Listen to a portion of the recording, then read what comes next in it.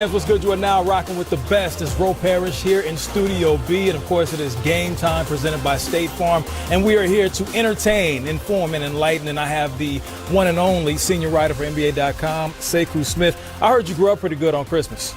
You got your grub on? I snacked a little bit. A little bit? A little bit, till they put me out. That's no good. Well, allow us to be the last to say happy holidays and Merry Christmas to you. And just like the table was set in the Sekou Smith household, we're going to set the table for you because we have plenty of games this weekend right here on our network. We saw Trey drop 37. We saw drop 44. Hawks, Grizzlies. That's Saturday. Sixers, Knicks. Jazzy Jeff and Fat Joe are going to be watching. Then you got the Rockets and the Blazers. Who's going to play in that one? Then Sunday, first round bubble rematch. Got the Mavs and the Clippers, Nets and Hornets, Kyrie, KD and Melo is what I'm trying to say. And then the T-Wolves close it out at the Lakers. Plenty of games for your viewing pleasure. I mentioned those Lakers.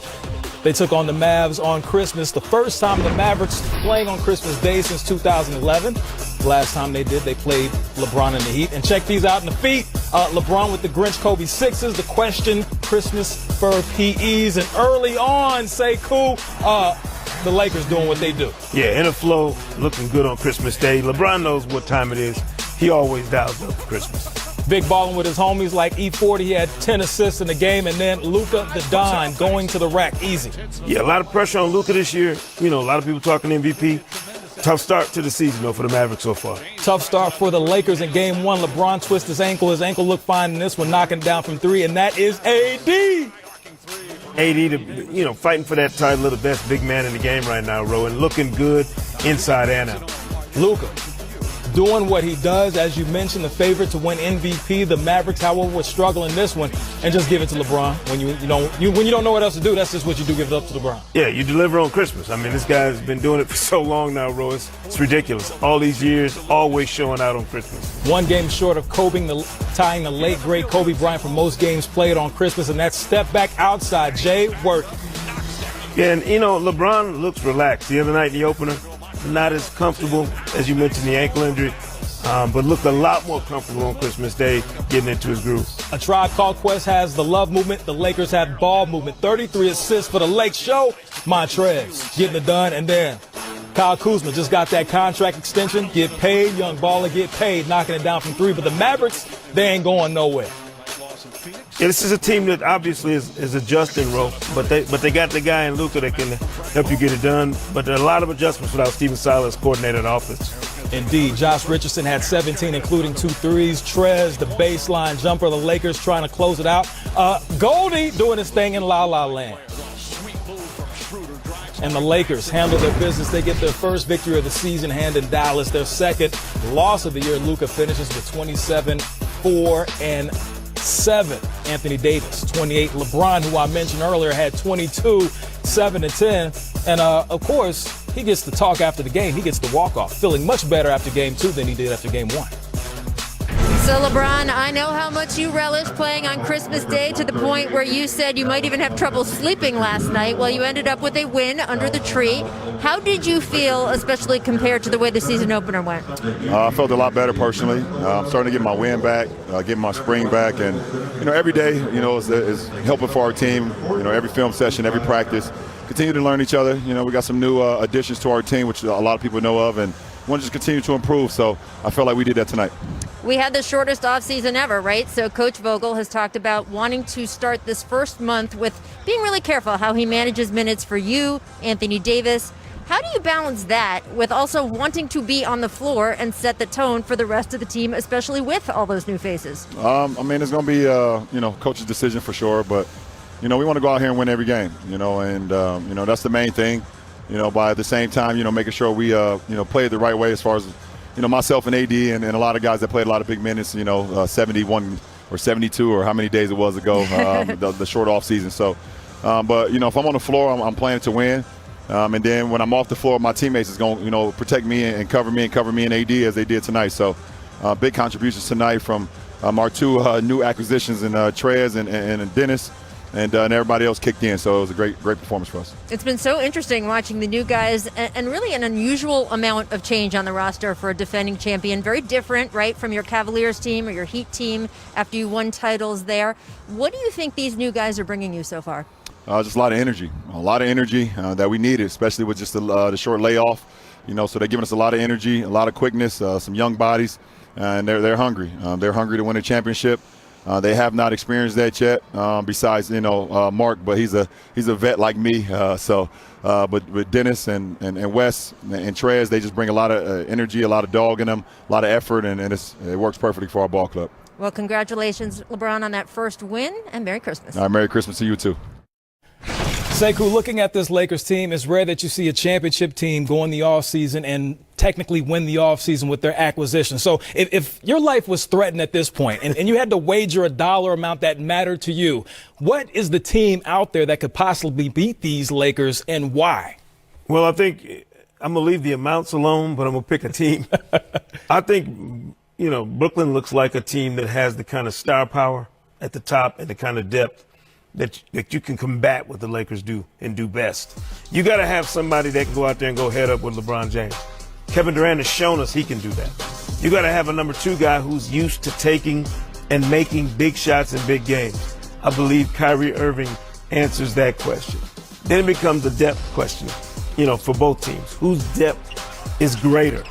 And I think Brooklyn, by virtue of the guys we've seen perform for them so far, is that other team. Interesting you say Brooklyn, and you know how we do things on television. We do it like that on purpose. That's called a segue because the Boston Celtics taking on the Brooklyn Nets. Some of the things and the clear, obvious ways that you can improve from the first game. How did that correlate to the offense specifically tonight, just how crisp it was and how efficient both the starters and the bench were?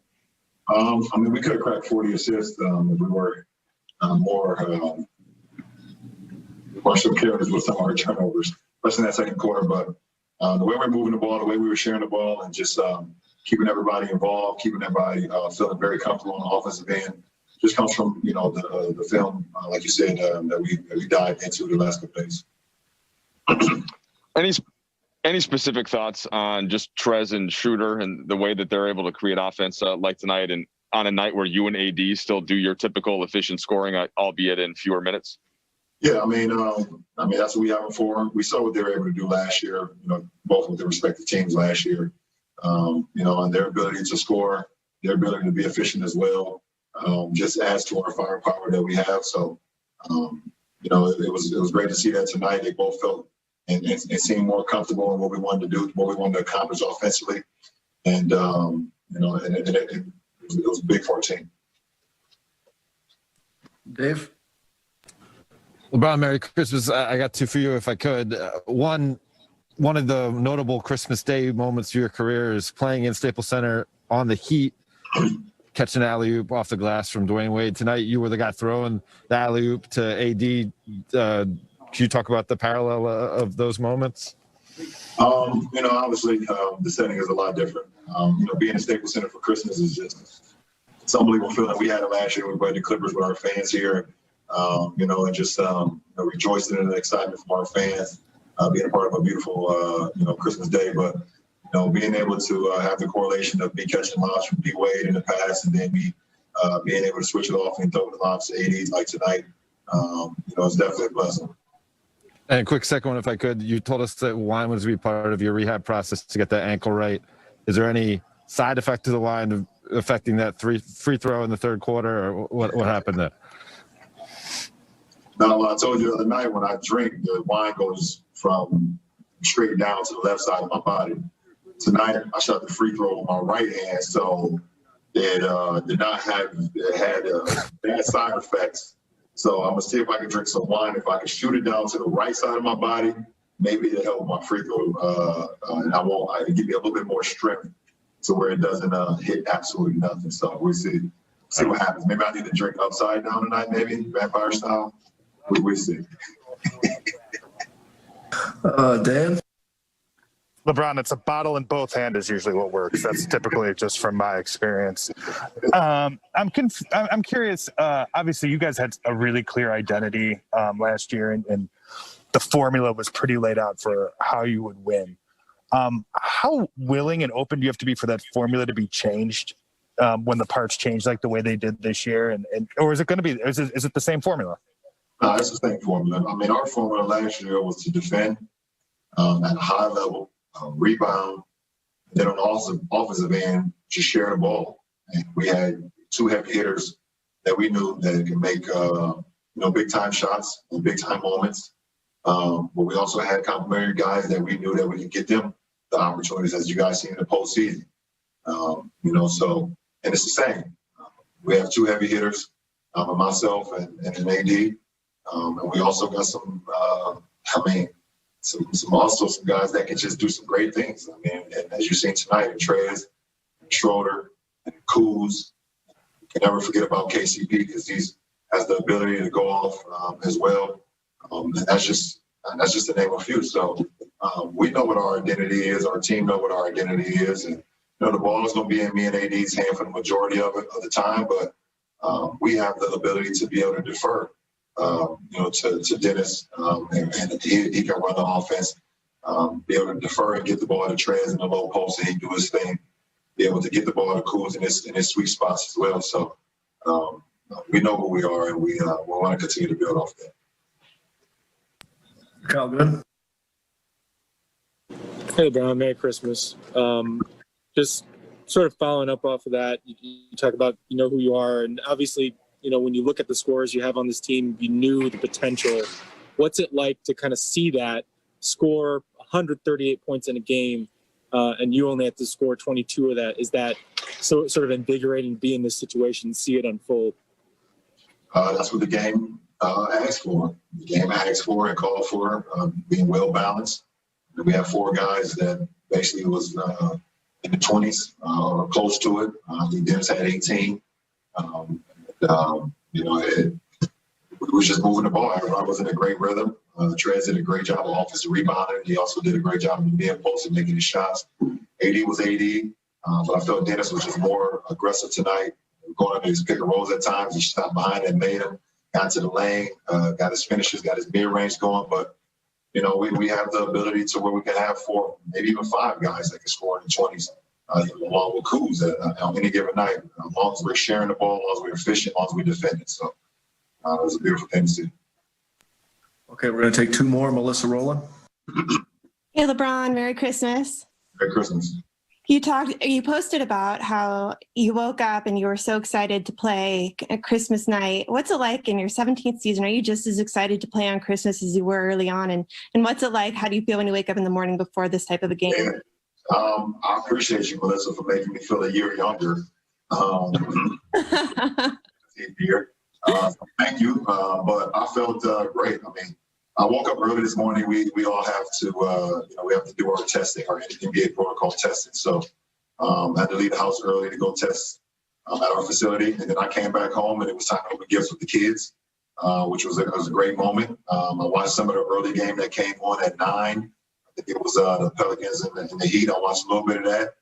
Once the kids went off and played with their toys, I went back to the room and took me a nap and was excited when I woke up to get down to Staples and get ready to go. So it's been a very good day.